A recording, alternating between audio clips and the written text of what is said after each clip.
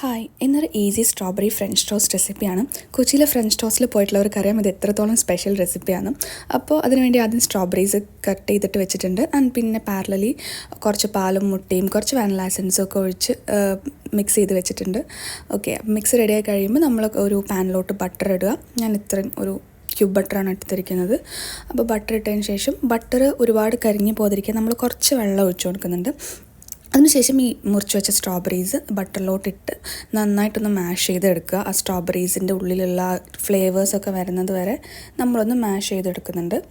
അതിനുശേഷം നമ്മൾ വേറൊരു പാനിൽ ബട്ടർ ചൂടാക്കിയിട്ട് നമുക്ക് ബ്രെഡ് ഒന്ന് ജസ്റ്റ് ടോസ്റ്റ് ചെയ്തെടുക്കാം. ഓക്കെ, സോ ബ്രെഡ് നേരത്തെ ഉണ്ടാക്കി വെച്ചിരുന്ന ആ മിക്സ്ചറിൽ ജസ്റ്റ് ഒന്ന് ഡിപ്പ് ചെയ്തതിന് ശേഷം നമ്മൾ ഇതിനുള്ളിൽ ഇട്ട് നന്നായി ടോസ്റ്റ് ചെയ്ത് കൊടുക്കാം.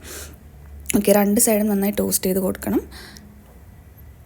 ടോസ്റ്റ് ചെയ്ത് കഴിഞ്ഞതിന് ശേഷം നമുക്ക് ഇതൊരു പാത്രത്തിലേക്ക് മാറ്റാം. അപ്പോൾ ഈ പാത്രത്തിലോട്ട് മാറ്റിയതിന് ശേഷമാണ് നമ്മൾ നമ്മുടെ സ്ട്രോബെറി പ്യൂറി എടുക്കുക. അപ്പോൾ നേരത്തെ പ്രിപ്പയർ ചെയ്ത് വെച്ച പ്യൂറി എടുത്ത് ഈ ബ്രെഡിൻ്റെ മുകളിലോട്ട് ചെറുതായിട്ടൊന്ന് വെച്ച് കൊടുക്കുക. സോ നെക്സ്റ്റ് നമുക്ക് കുറച്ച് ടോപ്പിങ്സ് ആഡ് ചെയ്ത് കൊടുക്കാം. അപ്പോൾ ഒന്നെങ്കിൽ നമുക്ക് ഫ്രഷ് ക്രീം യൂസ് ചെയ്യാം, അല്ലെങ്കിൽ ഐസ്ക്രീം യൂസ് ചെയ്യാം, അല്ലെങ്കിൽ ഹോട്ട് മിൽക്ക് യൂസ് ചെയ്യാം. ഞാനിവിടെ ഇന്ന് ഹോട്ട് മിൽക്കാണ് യൂസ് ചെയ്തിട്ടുള്ളത്. ഫ്രഞ്ച് ടോസ്റ്റിലൊക്കെ കിട്ടുമ്പോൾ നമുക്ക് ഐസ്ക്രീം ആൻഡ് ഫ്രഷ് ക്രീമാണ് അവരിട്ടുള്ളത്. ഇപ്പോൾ ഹോട്ട് മിൽക്ക് യൂസ് ചെയ്താലും നല്ല ടേസ്റ്റ് തന്നെയാണ്. So if you like the recipe please try it out.